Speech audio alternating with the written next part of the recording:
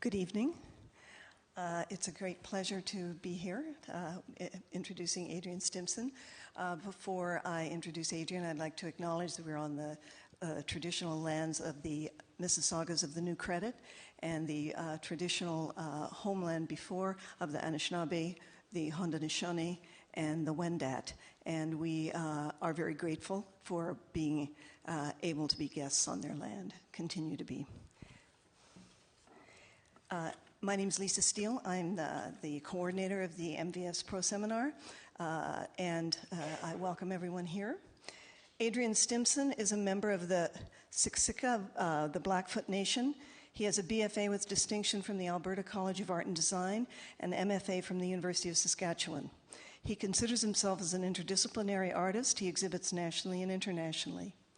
His paintings are primarily monochromatic. They primarily depict bison in imagined landscapes. They are melancholic, memorializing, and sometimes whimsical. They evoke ideas of cultural fragility, resilience, and nostalgia. The British Museum recently acquired 2 paintings for their North American Indigenous collection. His performance art looks at identity construction, specifically the hybridization of the Indian, the cowboy, the shaman, and the two-spirit being. Buffalo Boy, the shaman exterminator, are 2 recurring personas. He is also known for putting his body under stress.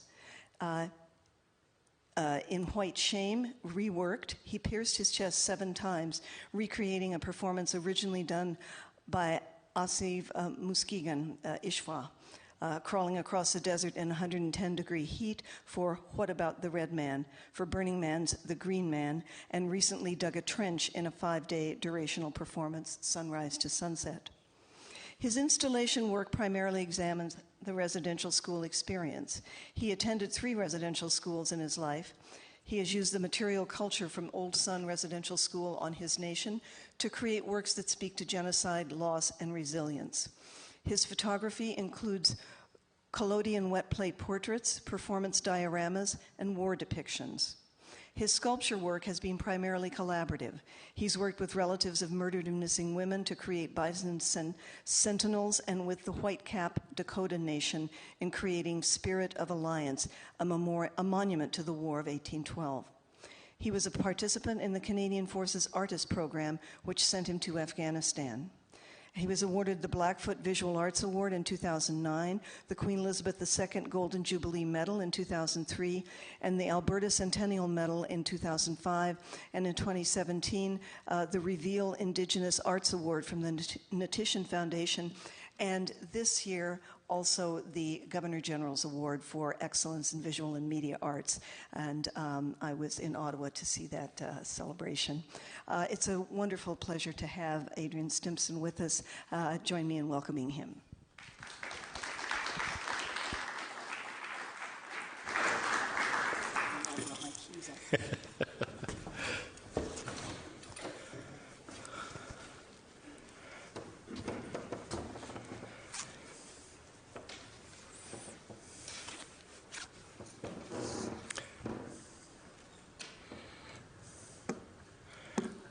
Good. Oh, I don't have to use that. I was like, Okay. Okay, no ksukwa. Nistu didanaku apu iskamapi iksukawauta. Nistu siksakagwan nidutu siksaka. In my language, which is Blackfoot, I always introduce myself. Hello, all my relations. My name is Little Brown Boy Heavy Shield. I also have 2 other names, Skunk, given to me by the Squamish, which is Raven, and Gisiki Nuinu, given to me from the Cree, which means he comes from somewhere else. So we're not quite sure where that else is. It's a pleasure to be here tonight. Thank you, Lisa, for that kind introduction. Also to Leora Belford for a lot of the arrangements over the last few days. It was also to the University of Toronto and the Masters of Visual Arts program for inviting me. And yesterday I had a really lovely opportunity to meet with a few of the Masters students, Dana Sahara, and Mernance. It was a real honor to see your work and share those moments with you. Sadly, I didn't have a lot of time, so I couldn't meet with many other students, but I always find it a real pleasure to spend time and hear about what's going on and the studies you undertake. So I'm going to get right at it. I have quite a few images to go through, and as mentioned, I'm a graduate from the Alberta College of Art and Design, now a university, and then I did my master's at the University of Saskatchewan in Saskatoon, where I ended up living for 13 years. I love Saskatoon. And it was 2 years ago I moved back to my First Nation, Siksika, the Blackfoot Nation of southern Alberta. So I've been home for a couple of years now. I have, they're in kind of order, but I'm going to probably go back and forth. During my master's studies, I did a lot of research around the history and the spectacle of Buffalo Bill and his Wild West shows, Indigenous participation, the spectacle, the exclusion, inclusion, the conquest narratives. And it was during that time I was also looking at the history of two-spirited people in the Americas.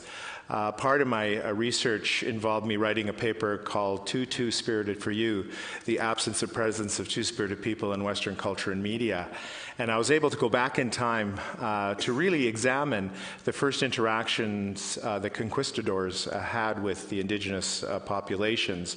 And there's a lot of evidence to show that the conquistadors were quite shocked by in particular, the Berdache, the two-spirited people of the communities. And while genocide sees no real difference in the killing, there was, or is, a lot of evidence that two-spirited people were targeted. And there are a number of images to prove that, which I'll show you later on. So while I was in my studio one day, on the coldest day in Saskatoon, about a minus 60, if you can believe it, probably can believe it, and I was sitting there thinking about Buffalo Bill, and I was thinking, Buffalo Bill, Buffalo Boy, and there was the moment that Buffalo Boy was born. And so it was a fusion of this research and my own history and identity, and two-spirited being. And so Buffalo Boy has the signifiers of the cowboy boots, fishnet stockings, the buffalo G-string, buffalo corset, white pearls, fringe leather jacket, braids, and the disco cowboy hat. I come honestly to the world of rodeo. My grandfather, Adrian Stimson, was an Indian cowboy in the Calgary Stampede. So the history of the sort of macho sort of world of the West is something that also informed a lot of this. So in the earlier days, in my more svelte days, on the deserts of Black Rock deserts of Nevada, where I attended Burning Man, I've been to that event 13 times in my life. I haven't been in the last 4 or 5 years. I started going when there was only 19,000 people, but now there's 70,000 people, and it just becomes a little bit too crowded for me. So there's this interesting relationship to Burning Man, but primarily through my master's work, and a lot of studying performance art, I decided to create this persona to basically talk back to the colonial project. So Buffalo Boy, the life and times of Buffalo Boy, has sort of gone across the nation, performing in various festivals and spaces, creating different mini sort of events, very similar to what Buffalo Bill did as he traveled across the Americas and into Europe. Buffalo Boy has even been to Venice and did a guerrilla performance there, and towards the end was chased by the local police, which is not that much different than here in Canada. Buffalo Boy can actually ride a horse, and so one of the things about this particular image is that in Saskatchewan, up in Prince Albert Park, there is a herd of plains bison. It's one of a few herds that still actually exist of genetically pure bison. And I have, over the years, worked with the bison stewards up there, and they do a wonderful job of keeping them in the park. And it's to my delight that they were recently introduced into the Banff Park, because the bison is an animal that is very significant to the Blackfoot people. Buffalo Boy, and I don't know why recently I've been saying begat, and I don't know why that, but Buffalo Boy has her own alter ego, and that is the Shaman Exterminator. The Shaman Exterminator is a little bit more ominous character, kind of meant to sort of look at his ideas around pan-Indianism, New Age spiritualism, and their relationship to indigenous individual tribal practices or spirituality. The Shaman Exterminator, this is an image from the Spirit Sands near Carberry, Manitoba, where a performance took place, but also a lot of photographs of the Shaman Exterminator at that time. And this became part of a greater exhibition that took place. Another image of the Shaman Exterminator on the Black Rock Desert of Nevada. Again, another. And then the Shaman Exterminator birthed another character, for which is only performed once. One of the tags that was given to the Blackfoot people in the plains was the Lords of the Plains, for which we were known for our prowess in warfare and domination of a large territory of land on the plains. So this character was created. Oh, what happened? What did I do? What did I do? Okay. Here we go. Don't send. Don't send. Okay. The trickster just jumped in here. So I just... okay. So anyway, the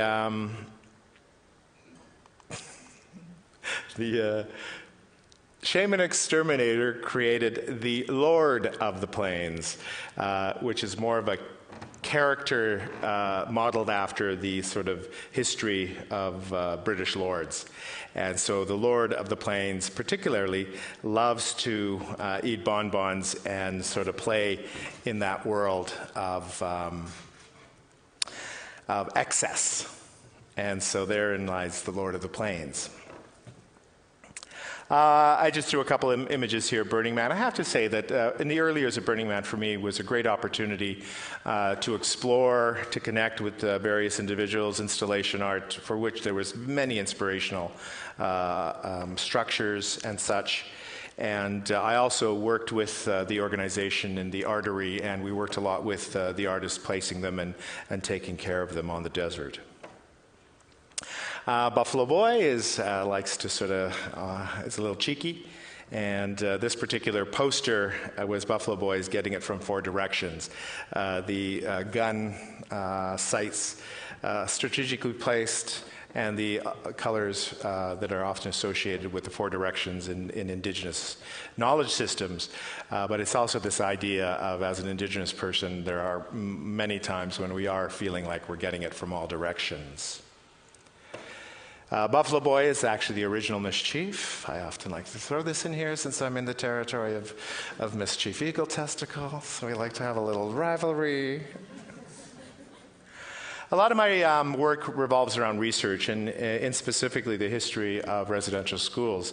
As Lisa mentioned, I have an interesting history with the residential schools. My father, majority of my family, went to the Olson Residential School on my First Nation. My father met my mother in Sault Ste. Marie, Ontario at Shinwalk Residential School, where I was created and born. And then we immediately moved up north. My father was one of the first wave of Indigenous people who were brought into those schools to work. Sadly, it was one of the only places Indigenous people could work, but also very complicated history. So we went up north to Fort George, Quebec, now Mississippi, to St. Paul's Residential School. And then we moved to Saskatchewan, to the Gordon First Nation, when I started going to residential school, nursery, kindergarten, grade 1 to 2. And then we moved to Lebret, Saskatchewan, to the residential school there, where I went to grade 3 and 4. Day school, meaning that I went there during the day and then came home at night. But yet, still the same experience as my father. And before his death 2 years ago, he and I were unpacking that history and trying to understand the complexities of it. But part of my research actually looks at the overall history, and this particular image comes from the Glenbow Archives. And very interestingly so, I may be related to many of these individuals in here, but if you look at the far left-hand corner, that was the Reverend Timms. And the Reverend Timms was one of the first Anglican missionaries on the Blackfoot Reserve. The Reverend Timms is the grandfather of A.A. Bronson. And so here lies a very interesting relationship that I now am working with A.A. Bronson on. So in my own practice, I did this image well before I knew about General Idea, but I didn't know A.A. And this was done in about 2005, and I was using it, how do I speak back to these images? And in particular, Buffalo Boy sort of came forward. It's one of the things I like to do in my practice, and it really actually relates to Indigenous Blackfoot being. We have trickster characters, one being Napi. In many other Indigenous cultures, there are other tricksters like the clown, the contrary. And those individuals, through their actions, sort of mirror back society and are sort of our moral guides. Nappy in particular can be incredibly funny or very malevolent. And so there's that interesting history. So I often like to employ the bit of the sort of like the tickle and then the slap. And maybe I'm a bit of a sadomasochist that way, but it's sort of one of those things I think sort of brings people in, but also engages with very difficult histories. And how do we engage with these histories in our time? Interestingly enough, that book, Sketches of Indian Life, was in my grandmother's china cabinet, and it has the sort of various titles, The Good Indian, The Bad Indian, all that sort of stuff. This was an image from a Blackfoot Sundance, Blackfoot people serving the RCMP. These are RCMP here, but one of the things that interested me about this image was the bottle on the table with the white heart on it. They had Photoshop back then too. And that bottle is actually a gin bottle. So they were serving gin at a Sundance in the morning. So very interesting. So Buffalo Boy, of course, has his own martini glass and the red heart on the bottle. That's my husband playing the RCMP. And yes, talking back to that history. Another image from the Anglican, first Anglican mission. This was the first choir boy group. And again, the Reverend Timms is in there. He has the white beard just behind the other gentleman there. And the Reverend Timms was not a very nice fellow. He really separated children from their families to the point where at a time when tuberculosis was running rampant and children were dying, he would not allow those children or the families to see their parents before they died. It was my relatives who took great offense to this and chased Reverend Timms off my nation and burnt down the church and his house. And I promised AA I would go to Berlin and burn his place down, but we're working on a project. And so this was my talking back to that. So Buffalo Boy does many different things and looks at many different histories. And in our time, one of the things that I think is really interesting is the whole dressing up as Indian. And I use the word Indian in quotations. But it's a word that I'm very familiar with in terms of my life. And a lot of my elders still use the term Indian. So it's sort of fraught with different meanings for different people. But this particular one was looking at the history of the Boy Scouts and dressing up Indian. As I mentioned, I was at the Spirit Sands in Manitoba near Carberry. And we ended up at this little museum in Carberry. It was a Ernest Thomas Seton museum. And Seton was a naturalist who I actually quoted a few times.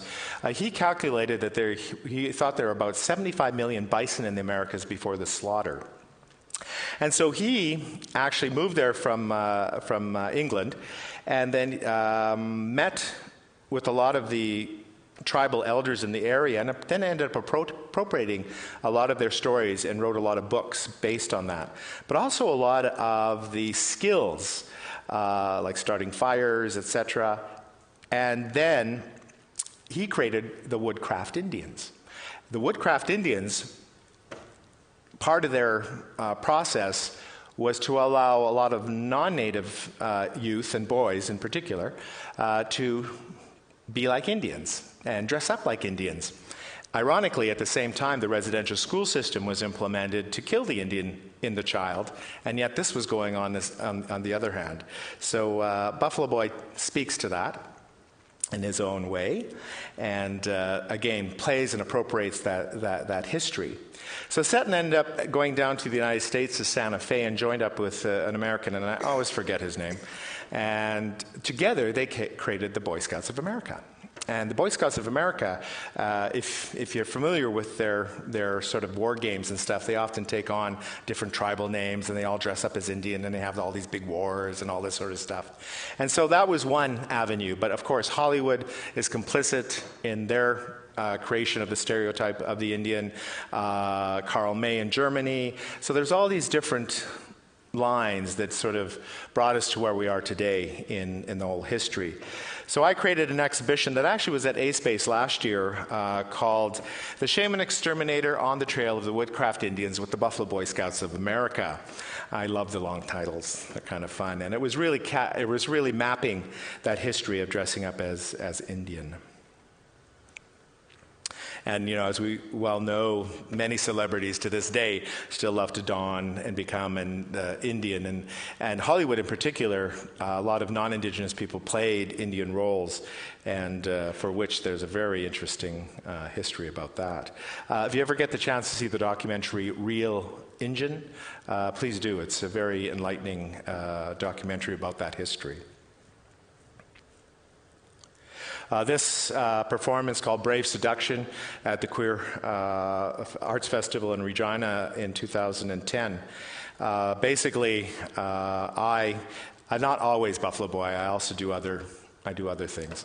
And this one was after looking at that history of the non-Indigenous actors playing Indigenous roles. So I emerged from a bison robe, all painted in red, pale there, wiped all the red off. In the background, I'm a traditional men's buckskin dancer in my tribe, and so I play with video a lot in my performances, and so basically took all the red off, did a bit of dance, and then took off the loincloth, and this big block here is 40 pounds of lard, and so then I took that lard and smothered it all over my body. And then someone from the audience came out and threw a pail of red feathers on me, so I was lard and feathered. Another performance I did was the Kentucky Fried Chicken dance. Indigenous people, for some reason, absolutely love Kentucky Fried Chicken, which is not good for you. And it really caused me to research the history of food and its impact on Indigenous communities. For the Blackfoot, the bison was our main source of sustenance. And it was, and now, of course, the disease associated with these not very good foods. So I learned actually donned on the colonel's outfit, made my own bustle with the colonel on the back, painted my face with the beard and the glasses and such, and had a roach. Came out and did a dance with the bucket of chicken, put it on the table, finished the dance, and sat down and consumed the whole bucket of 20 pieces of chicken. I don't recommend anybody do that, unless you never want to eat that food ever again. Again, those extremes in performance.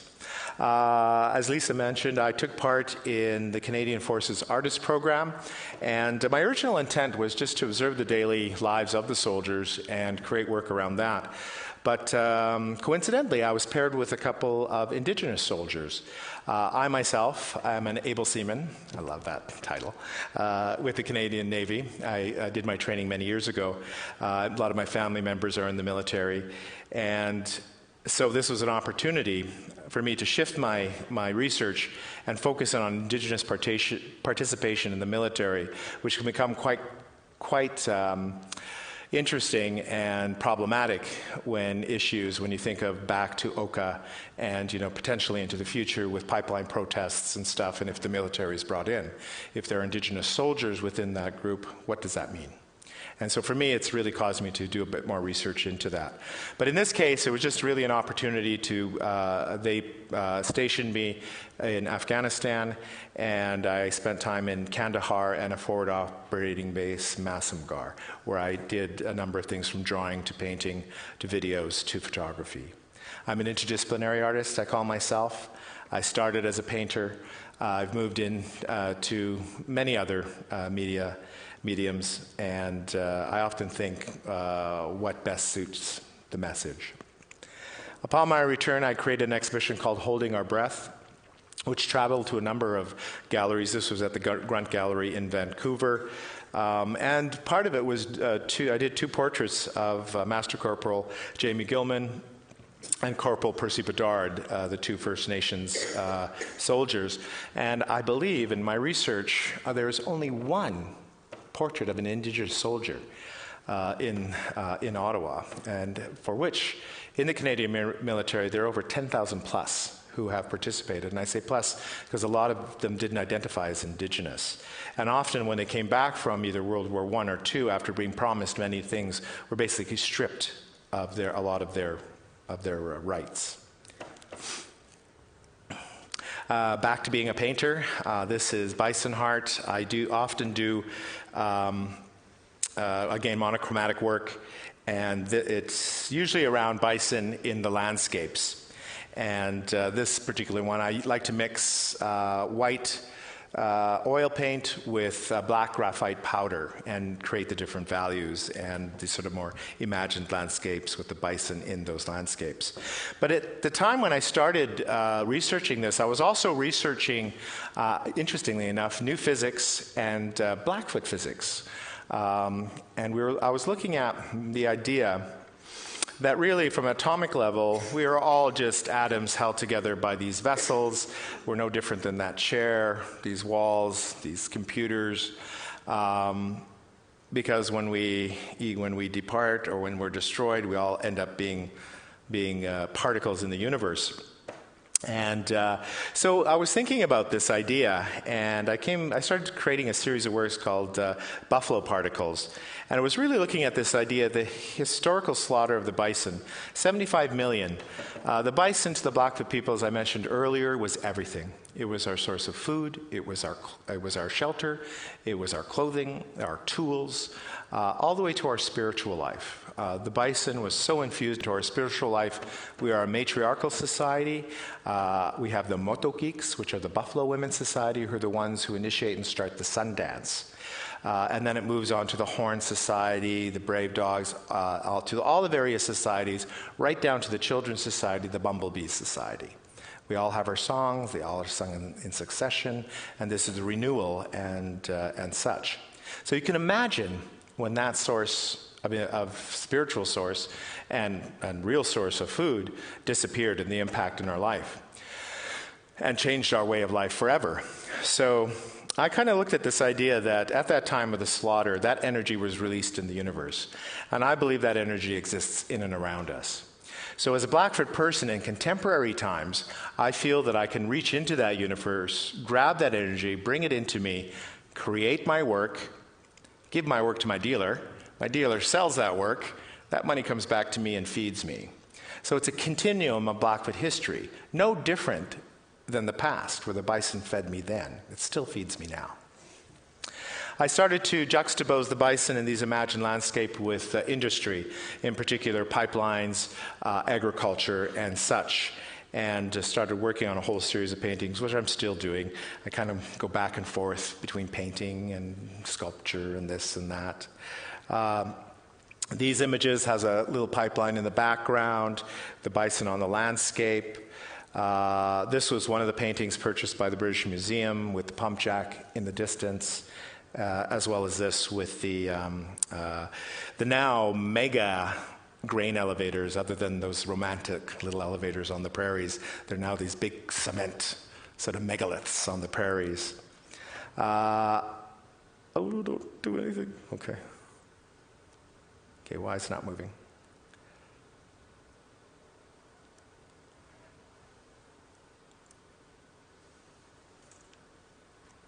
Okay. Stopped. Anyway, so I sort of a bit more of a abstract painter. I like to play with the image of the bison in many different ways. Yeah, no problem. When these things happen in my talks, I blame it on the trickster. I never really worry. I know that for some reason somebody's telling me something somewhere.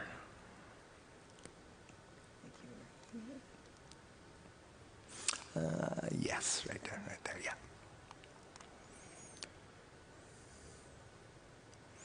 Perfect.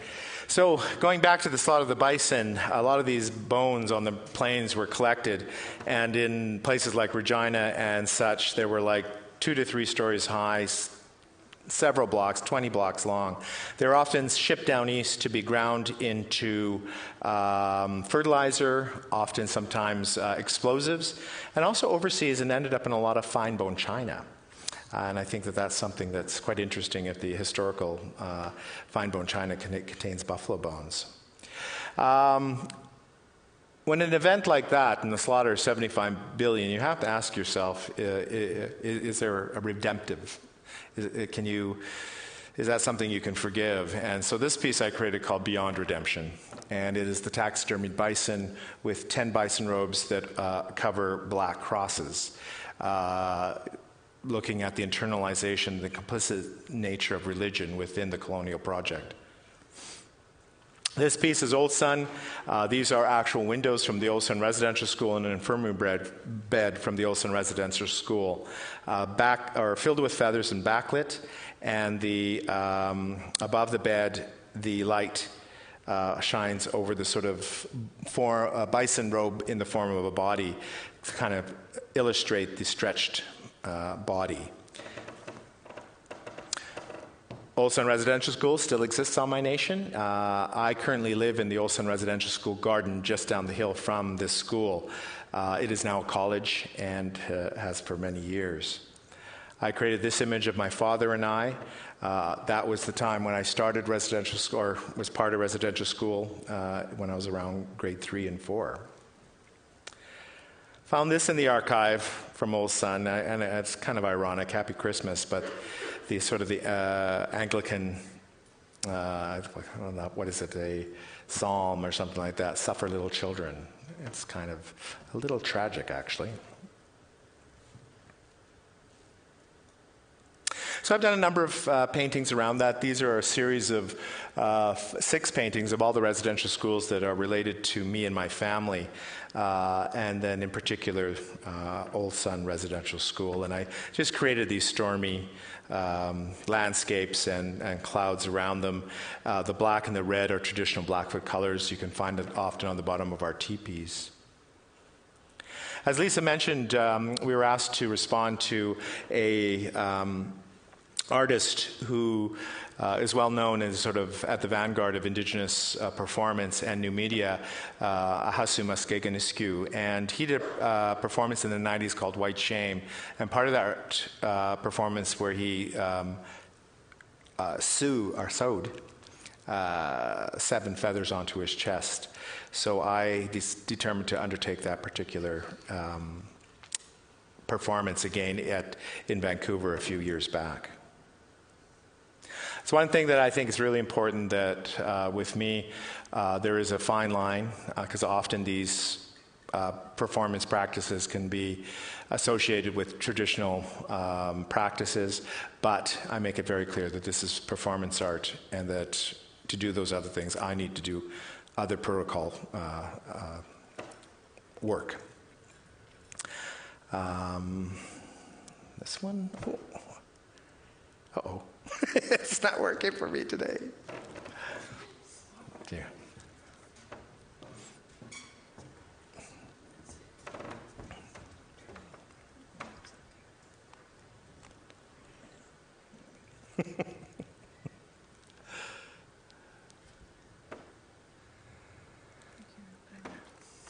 I could go for, actually, we'll skip that one and just keep going up there to a little further down. Let's go to my collaborations right there. Perfect.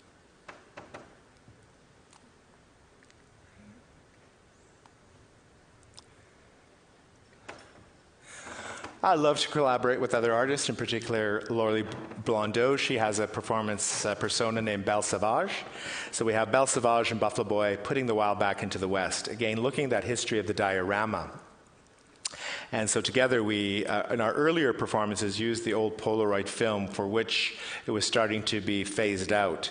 We eventually went to digital, but we do have an incredible archive of probably 400 or more images from our number of performances across the country. And at some point, we will do something with those. But these were really looking, when you go to the fair and you have those booths and stuff, and people would dress up as Indian. And really, this takes on that same history and talking back to that history and performance in particular. We've also done things like, she has a character named Betty Daybird, and I created a new character called Mr. And if you remember Diane Keaton in the 70s looking for Mr. Goodbar, this was called Betty Daybird and Mr. looking for a good bar. So this was in Lethbridge, and you can believe we turned a few heads in Lethbridge, because, assless chaps are a little not worn every day around the streets of Lethbridge. We also fused at that time Idle No More and Canadian Idol, and we put out a call to our peers to nominate the most racist Canadian, and for which there were a lot of submissions. We boiled it down to 10, and then we had a trial, and we had a video of each of the contestants in the Canadian Idol sort of genre. And then in the end, we asked the audience democratically to vote for their most racist Canadian. And that, at that time, was just before the last election. And Stephen Harper was voted the most racist Canadian. And he actually was sentenced on that day and lost the election. So it was because of us. Again, I also do other work. This is Taxidea Tulum Est. And this is Laurie Blondeau, Rebecca Belmore. We are the School of Badger, and create works around the sort of more data-esque and such. And this was in Kamloops a few years back. And this was also a day where it was like 45 degrees, and we performed from about 11 till 4 in the afternoon in the midday heat and did all sorts of crazy antics, like throw rocks at each other. And it's our university. It was actually a institutional critique. One of the things Indigenous people face is, of course, the identity in the sense of how it's been constructed for us. This is a photograph from Barcelona, and I turned the corner one day, and there's this little shop of Indigenous or Indian curiosities. Several postcards of my own grandfather are in there being sold, and of course you have Sitting Bull and the classic wooden cigar store Indian. So this was me, the Sitting Bull, the wooden cigar store Indian, and the real Indian. And Barcelona was obviously, at the end of Las Ramblas, is the great monument to Columbus. And so, of course, one as an Indigenous person cannot but help react to Columbus. So I did an impromptu performance there called Pointing Back at Columbus. It's going to stop again. Okay, yeah, it seems to just all of a sudden stop. Oh, wow, I'm not going to worry too much. It's just there, yeah. We're almost done. We're getting close.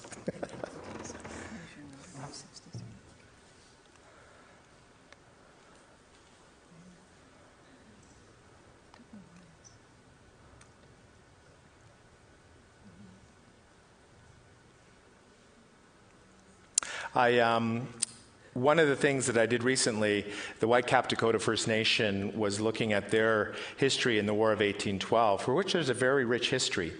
And what we ended up doing after consulting with their elders and students and such is create a monument to the War of 1812 called Spirit of Alliance. And is basically, these are bronze teepee poles, and 4 of their main characters, Chief Wapasha, Colonel Robert Dixon, and Colonel Robert Dixon married a Lakota, one of the Dakota women, Totowan. And they had 4 children, and one of the children, Helen, would have been at that time around 4 years old. And we also created the medicine line. The medicine line for the Dakota is the border between Canada and the United States. And so we did petroglyphs, historical petroglyphs, and then created stories with petroglyphs on this line. And in the very end, we asked their children to imagine the future and put them into the petroglyphs.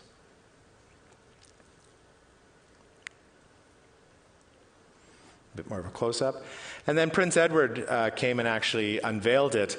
And he, during his speech, indicated that he didn't think his family did a very good job of relationships with Indigenous people. Very honest, and it was very, very well appreciated.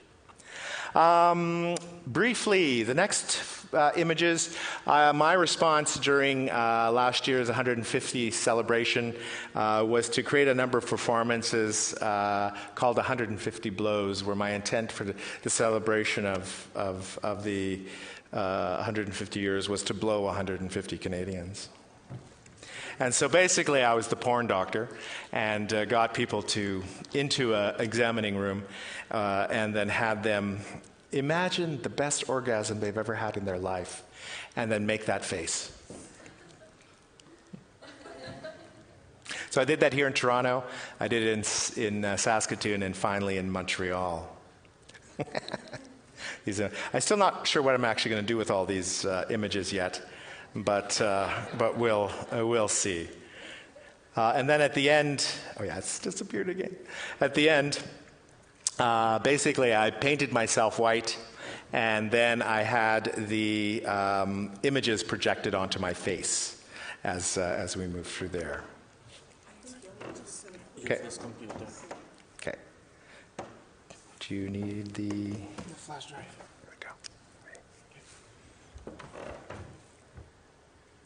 So yes, so that was my sort of reaction to that. And so again, I'm trying to figure out what to do with that archive.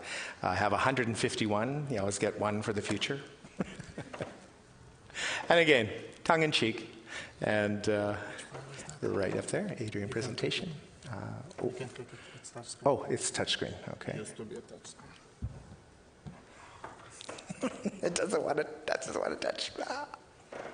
Okay. Oh, don't worry. It's all fine. It's all good. Top one? Yeah. Let's unplug the laptop. Okay. Cool. This is why you always have to treat your texts amazingly well, because they help you in many different situations.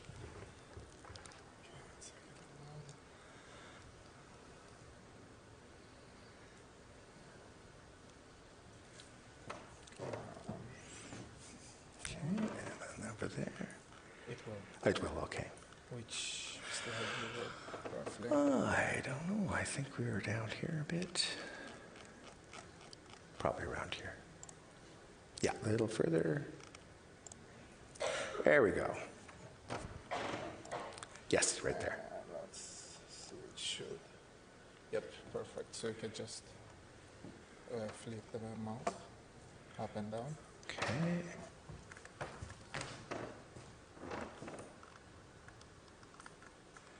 And here's just a little recap of what you just saw.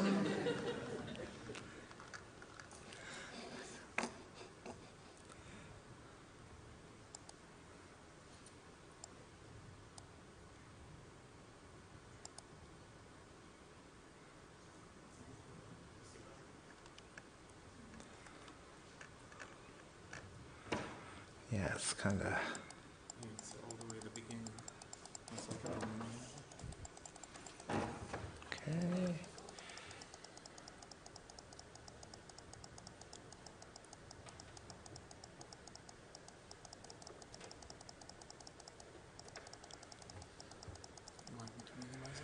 I think we're good. I'll just go through them till we get to the last part.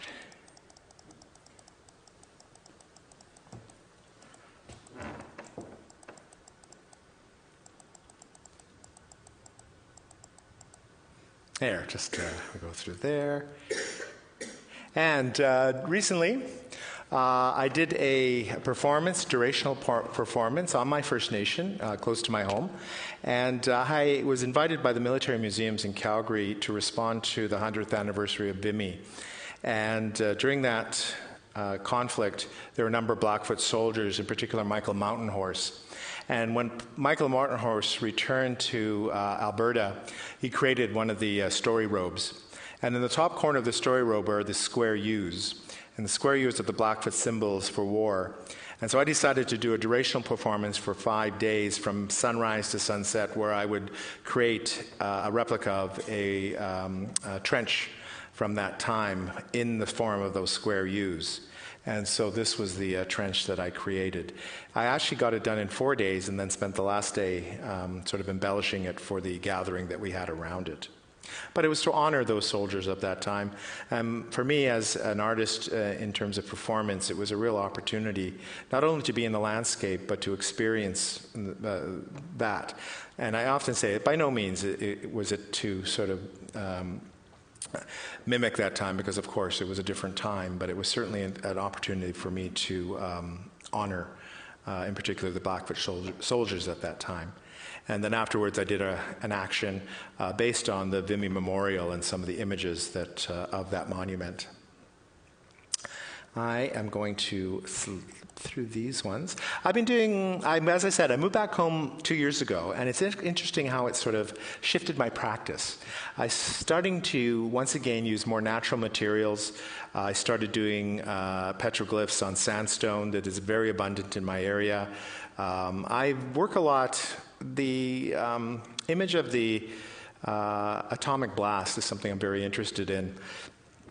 And it relates to histories of prophecies, for which the Blackfoot have a number of prophecies. But one of the prophecies I was interested in was the Hopi prophecy of the gourd of ashes. So when you turn a gourd upside down, it looks a lot like a nuclear explosion. But a lot with Indigenous prophecies, they often give you two paths to follow. There's the path to destruction and the path to growth. And so for the Hopi, it was like if you plant and you grow, you'll go down the right path. But if you don't, you'll end up in destruction. So I've been looking at a lot of those ideas.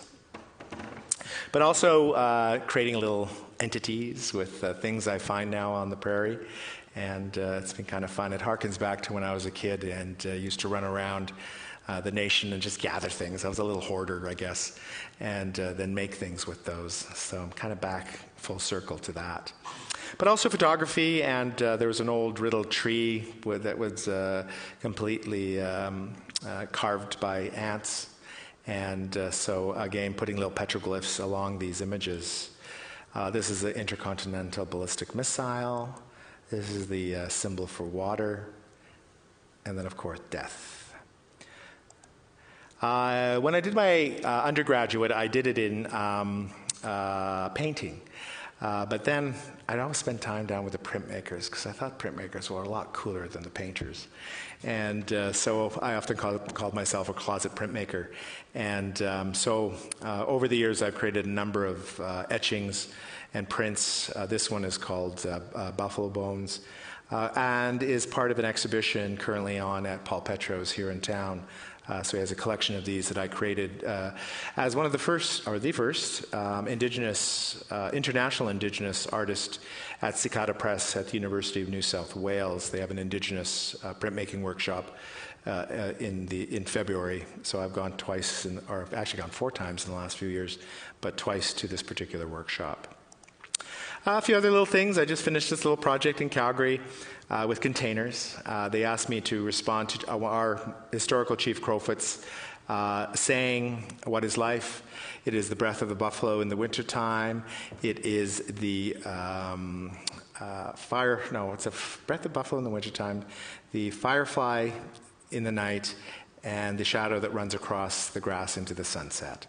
And so I took that saying and interpreted it onto these containers. Again, my sort of signature bison that I use. Chief Crowfoot as a young orator during the signing of Treaty 7, for which the colors, as long as the sun shines, the grass grows, and the river flows. And then sort of the brief saying, and the portrait of Crowfoot, and a little bit of the fireflies on the side there. Recently here in Toronto, I was part of the Gladstone Grow-Op installation in one of the rooms where I created a buffalo bull boat, and that I was on residency on Toronto Island and responding to their thematic after the flood. And for me, I was looking at historical watercraft. I always admired the eastern tribes and their beautiful birch bark canoes, the western tribes with their big dugout redwood canoes, the north with their beautiful kayaks. I said, what did us Blackfoot have? We had these natty little buffalo boat, or bull boats, that were made out of rawhide. However, they were incredibly durable, and they hauled hundreds of pounds across rivers and lakes and such. So I endeavored to create a bull boat out of buffalo rawhide, and so I created a buffalo bull boat. And then fuse that with a Napi story, and one in particular Napi story where he was on the boat, like many cultures, on the sea, on the water, with no land.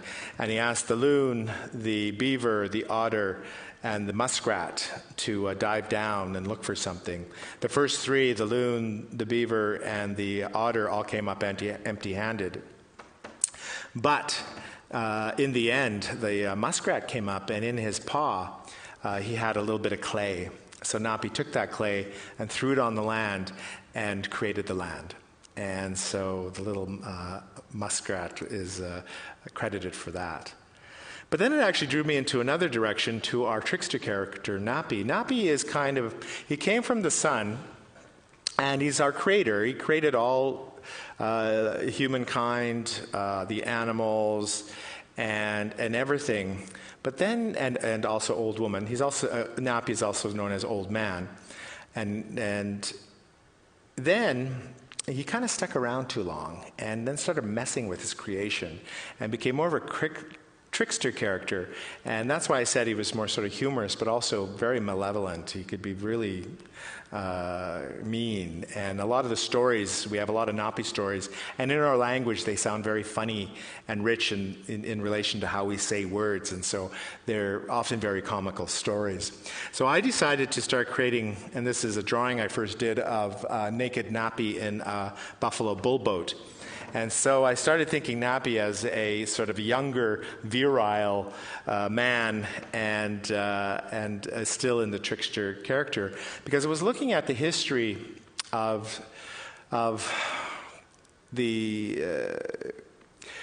what happened through the residential schools, and how that perverted our senses of ourselves, our bodies, sexuality, and such. And so I started to think about Napi in another way, and started working on a whole new series, Naked Napi series. This was one of the inspirations, and this is going after Columbus and based on the Goya dark paintings. But this image in particular really bothered me, and this is when I was doing my research about two-spirited people and the first interactions with the conquistadors. And this engraving was done by Debray, and it depicts Balboa putting the sodomites to death by dogs, and basically had their dogs rip apart the sodomites, the two-spirited people. This image always really bothered me, and so when I first undertook this new series of paintings, I was thinking about deconstructing this image. And so I sort of took the conquistadors and painted them on their own, and I just kind of giggled because they all look like dandies, and they're all kind of sort of like prancing around looking at this really gruesome image of these males being ripped apart by the dogs. And there's another element that really bothered me, were the dogs. In my culture, dogs are considered next to the Creator. They are not only were our pack animals, but they were our spiritual animals as well. And we had great respect for them around the camp because they often took care of us and were our alarm system and you name it. So to have a dog rip you apart is like sacrilege. It's like the worst thing that possibly happened. And I thought, well, how could I sort of play with this? Because there's also the emasculation of the male. Often the Berdache, the two-spirited people, were depicted as very effeminate. Even though a lot of them were sort of muscular, they were always depicted in a very sort of feminized way. So then I wanted to exaggerate that. So I created sort of more well-endowed nappies. And then I had them holding puppies, because, when you think of puppies and everybody holding puppies, it's really lovely. Then I thought, well, I decided to use 22-karat gold leaf on the puppies, because why were the conquistadors there? Gold, resources, which isn't very at all different from today, and the extraction of resources. So there's a series of 4 of these large paintings, and then I moved on to do and this is another interesting thing, is that I could not get an Indigenous person to life model for me. So then I had to sort of go through 2D images, and I couldn't find anything there. So, interestingly enough, I started appropriating non-Indigenous bodies again, very much like Hollywood. And so all of these are depictions, so I indigenized these bodies. So there's an interesting, if you start unpacking these images, there's all sorts of sort of weird stuff about them. But luckily, on my First Nation in my home, I'm going to be starting a residency in the next coming years. And a number of artists have already come to visit, in particular recently Johannes Zitz. I don't know if you know Johannes. And Johannes spent 2 weeks, and he was doing work around trees. And so Johannes had no problem life modeling for me. So I did 10 little quick drawings, 3 minutes each, and then I embellished him, and I totally told him that I'm going to make him an Indian. So these were a couple of the images. And sadly, it was interesting, this one, the day we did this one, we kind of giggled and say, oh, that's your Burt Reynolds pose. And then the next day he died. It was just so weird, the timing of that one. But then with Naked Napi, I started going a little bit further and thinking about Naked Napi and in a contemporary sense. And I asked a friend of mine, Troy Twigg, who's an actor, Blackfoot from Kainai, south of us. And I asked him about, is it wrong for me to sort of start playing with these stories? And it was interesting because he related to me an experience he had with Justin Manyfingers. And they created in a theater a little new play of Napi, a new story. And he said afterwards, one of the elders came up to him and he was kind of worried because he thought he was going to get shit. But the elder was really happy. And he said he's really happy to see a contemporary story of Napi. That Napi is not static. Napi is with us today, and why is it that we're not telling contemporary stories about Napi? So herein lies the interesting challenge and, I guess, opportunity for me. I am not a fluent Blackfoot speaker. I have a very good ear for Blackfoot, and I do know a lot and speak when I can. But by no means am I fluent. So I have now made a challenge for myself to start creating Napi stories. And so I wrote my very first Napi story. I'm in the process of getting it translated into Blackfoot. And now it will be my duty to tell that story in Blackfoot. And so I created a series of paintings that sort of looked at contemporary issues. And so here's Napi as a cigar store Indian. So I got to create a story about that. Napi and the pipeline. So I got to create a story about that. And this is Napi and the World Wide Web. And it's about Russian trolls. And this is the one I did this story about, and I think we're too late to actually tell you the story. But the gist of it is that Napi always sat in front of his computer all the time, ignoring the natural world in favor of the virtual world. And then as he watched it get madder and madder and madder, and they went to the kitchen to get some water because bottled water was the only water that existed now. And then he ran into a real spider web, and Grandmother Spider told him a little story, beware of the dark web, beware of the dark web. So then Napi went back to his computer and sat down, and he could hear this little giggling. And then he looked behind his computer, and there were 2 little Russian trolls with their hair on fire. And so Napi sort of looked at that and got up and grabbed his muchi gun, in Blackfoot, penis is muchi gun, and gave them a golden shower. And so part of that was just looking at that. And then he decided to turn off his computer and go outside. So that's going to become a Blackfoot story. And then also part of the exhibition is I started working with, because I had that experience with the rawhide, I actually started making dolls. As a young boy, I loved playing with dolls, and my parents, I have lovely parents who didn't have any issues with that.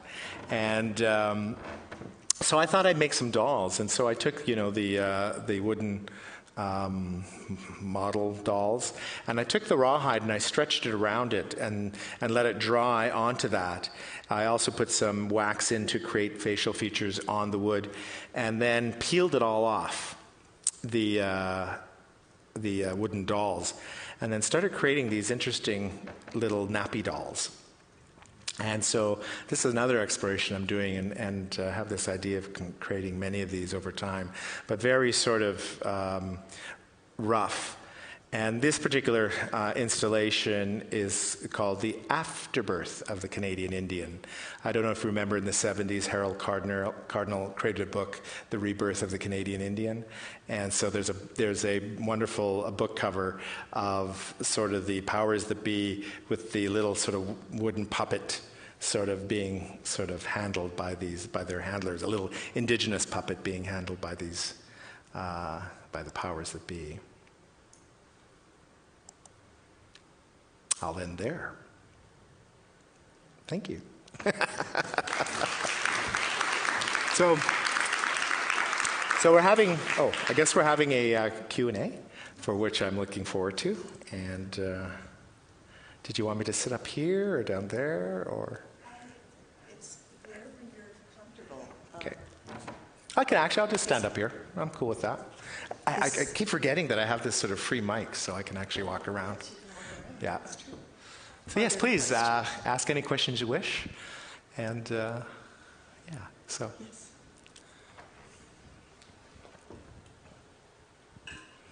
Hey, thanks for the talk. That was really excellent. I've got a question a little bit about something you started with, where you were mentioning Buffalo Bill, this kind of like pop cultural figure acting as an inspiration for your kind of fragmentation of yourself into various persona and alter egos. And I'm kind of curious how that evolved as it did from this kind of televisual, maybe softer pop cultural imaginary into the more what you call extreme performance of kind of gross out humor and physical endurance, and kind of why, I guess finally why you feel those are effective tools for interrogating or reckoning with such ugly moments of colonial history. Mm-hmm. I think again too. I think the sort of the humorous aspect. So Buffalo Boy. Oh, I guess that crawl in the desert was the shaman exterminator and Buffalo Boy underneath. Because sometimes I don't think Buffalo Boy does a lot of the extreme performance. It's usually just myself that does that. But I guess he has. So I think it too. I think it also sort of, there's a bit of Blackfoot being as a part of that. If you think of the Sundance and you think of those sort of things, part of the purpose of those is for the individual to suffer for the group, and part of that is the renewal. So I think that there are those elements in there, but then again, in the genre of performance art, again, drawing that line that it's strictly in that area. So looking at the history of performance art and extreme performance, I don't know. Sometimes when I start to unpack it, I really wonder why I do some of those things. But because I just did a performance from Regina called Rant for the Queer Arts Festival, and that was looking at the online comments often directed towards Indigenous people. And part of that performance was actually whipping myself for 10 minutes. And sort of that internalization of the racism and how that internalization affects us as Indigenous people. Well, anyone who is bullied or who has that experience. How do we deal with it? Often we harm ourselves. And I think we know, I guess there's a lot of psychology in that. But I think for me, it does move into the performance field. So yeah, I think that's kind of part of it.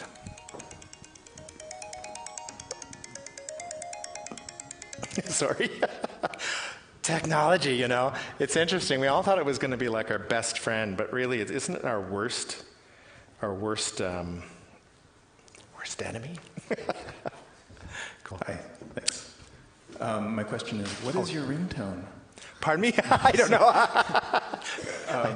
Okay, I'm going to try and muddle through this one because it's not a very well-formed question. So today in class we were reading Lucretius and about physics before physics, and so and then we started to talk a little bit about indigenous systems or other systems, non-Western systems, for imagining the suchness and materiality of the world. And there you go and talk about Blackfoot physics, and it was perfect, because I was realizing that when we look to ancient Greece or Rome, we see physics before physics.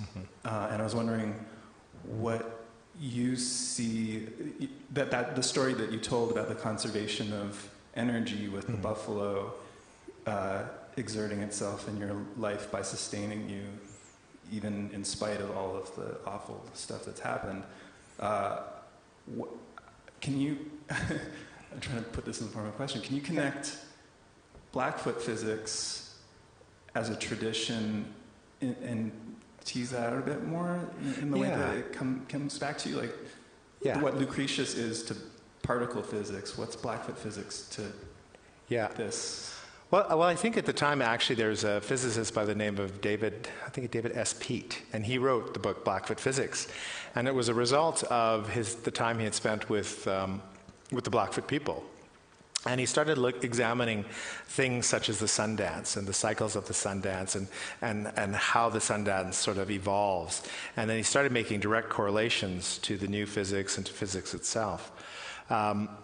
So it was really interesting, when some of the things that he touches upon, parallel universes, string theory, all these sort of things about time. And this is another element that I'm trying to grapple my own mind around in Blackfoot.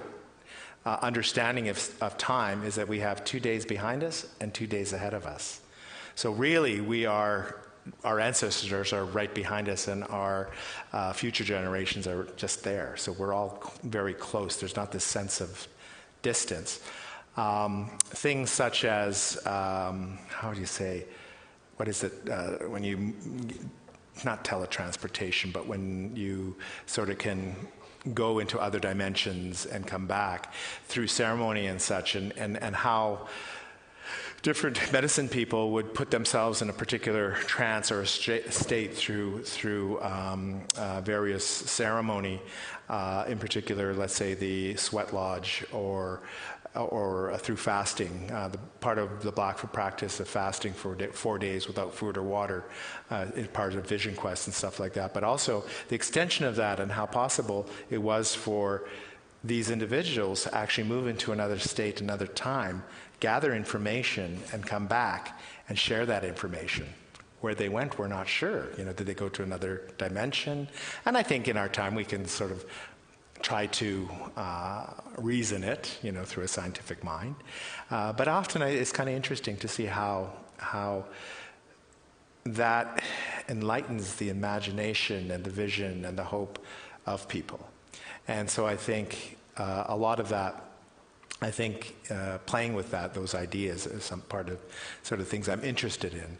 I'm certainly no physicist or know the totality of it, but I think that there are a lot of very interesting research around that can still carry on. So yeah, I think that's kind of...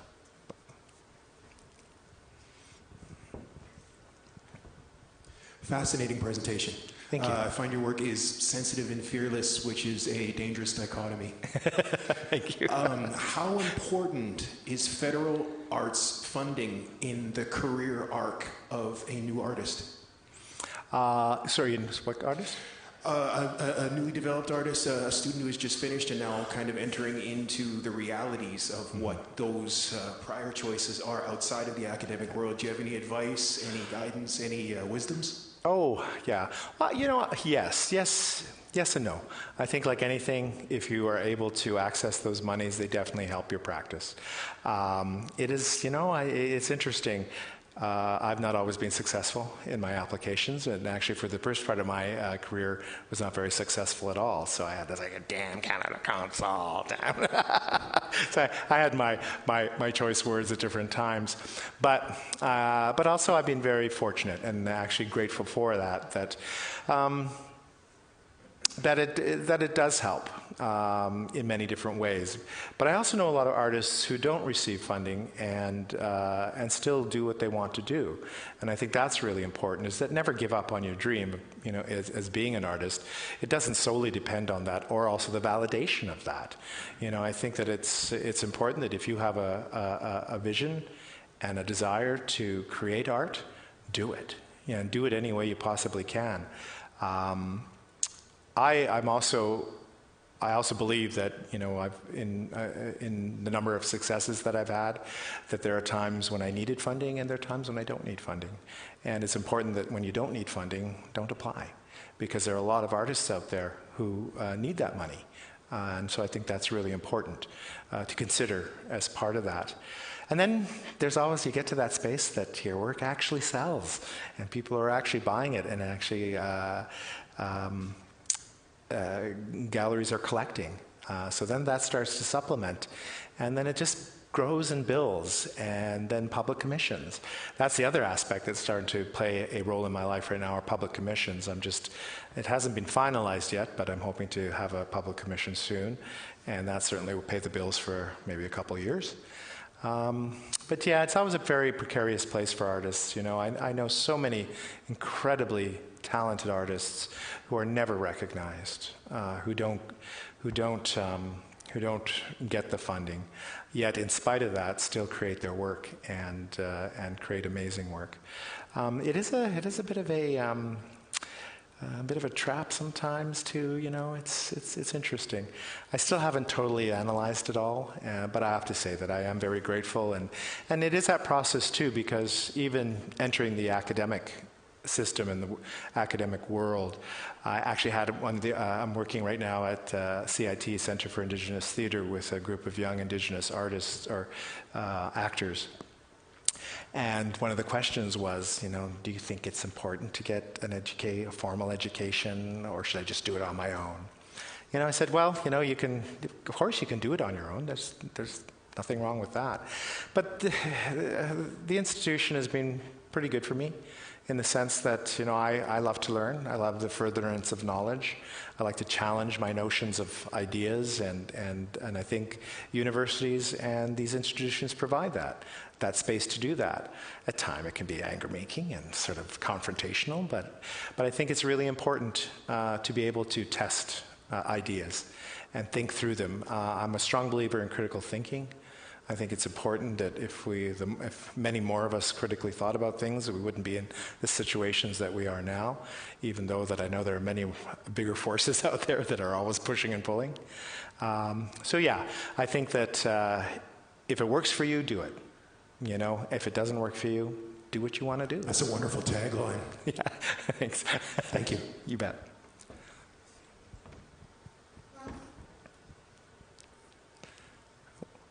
Oh, something behind you there. That was an amazing talk, thank you. And thank you. I'm not a very concise person, so I'm going to try and ask this question as best as I can.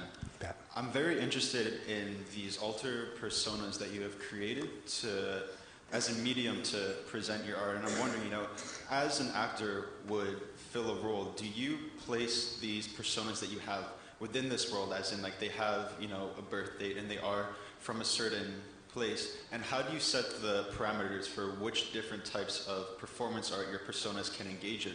Because you said, as in the performance you did where you sewed feathers onto your chest, you did that as yourself, not as one of these personas. And my question is, how do you set the parameters for what your different personas can engage in? Absolutely, great question. I think that given the subject matter, I think a lot of contemporary issues, in particular with the Colonial Project, I think Buffalo Boy is the perfect persona to deal with that in a sort of humorous but also serious way. So I think that's when Buffalo Boy sort of comes out to play. Same with the Shaman Exterminator. They all sort of tag team, I guess, with each other. And it's kind of funny because I do actually see them as their own entities, that they sometimes talk to me and say, oh, I want to do this, I want to do that. So it's kind of weird in that sense. But then other subject matters, like in particular with white shame and doing that I think that it's really important that I do that as myself, because that is coming from a place of respect of that particular artist. And then other issues that are more political and close to my heart. I just recently did a performance at a space called The Real Water, which is really looking at water in itself and the commodification of water. And as an elder once told us, the wars in the future are not going to be fought over oil, it's going to be fought over water. And as we can see that right now, look at the world. We are in a real crisis. Many communities are in already a crisis with water. So for that performance, I again felt it was important that it was myself to do that. So yeah, there is definitely a compartmentalization. And I actually kind of giggled the other day because it's almost like the Indian in the cupboard. You kind of let them out every now and then to sort of interact and such. So I think that. But it's also interesting too because, you know, as you move through the theory of it and unpack these characters, and I think in particular the character of Buffalo Boy perhaps actually emerged when I was a child. And I've talked about my history in residential schools and the sexual and the physical abuse. And we all well know what happens to children when that happens is that often their personalities split. And so I think I can go back to those times and sort of say that, okay, this is perhaps where it started, and critically think around that and how that has affected me through my life, and how now as an adult recognizing that history and using these characters to help me understand how I want to be now. And I think they offer me that sense, and I don't want to make it sound like a cliche, healing. It is a healing process for me in the sense that I can actually look at that history now and not giggle, but also be okay with it and know that I'm okay now in my life and that I lead a rich, amazing life where I get to meet the most beautiful people and live a good life. And yeah, that doesn't mean that those demons are not still there, but certainly I can move through now in my time with these tools. And perhaps Buffalo Boy and the Shaman Exterminator and the Lord of the Plains are these tools to do that. So I think that maybe at some point when I'm probably, as we go through and unpack it more, that I may write more about that and sort of work with or people who are in that field to understand it better and look at it as being something that, a strategy that can be used for people to deal with those issues. Thank you. And just a follow-up question. I don't mean to hog the microphone, but me as a studying artist, I've always asked my question. This is something I want to ask you as, you know, as an artist. Do you believe that you create art for yourself or for other people? I think I do it for myself primarily, but I'm not naive. Well, not naive. Good question. Who do I create art for? I think first and foremost, I create it for myself. It's an outlet for me to sort of explore my own mind and ideas and see how they actually manifest. But I'm always delighted that my work in some way resonates with someone else. And so therein lies that perhaps some of the art that I create is for other people.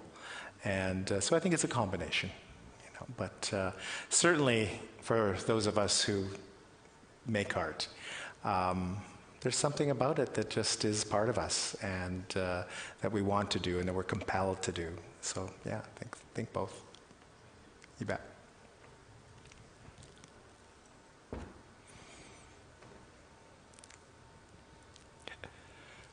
Any more questions? Last chance. No. I want to thank you very, very, very much, You bet. Adrian, and also to remind people that there are 2 exhibitions here now. One at A Space, where you have a beautiful painting, as well as the leftovers from the incredible performance. And then you have your etchings at Paul Petro Gallery. So thank you for sharing so much of yourself here tonight, but also leaving behind some of your artwork. Oh, thank you. Thank you, Lisa. I also just want to mention that if people want to learn a bit more about my response to A.A. Bronson, CBC has a documentary in the making, and it was just recently released online, so my episode is part of that, but it'll be airing on CBC October the 5th, and there'll be a bit more of an explanation and understanding of what's happening there. Thank you, Lisa. Thank you all. I'm really happy to be with you.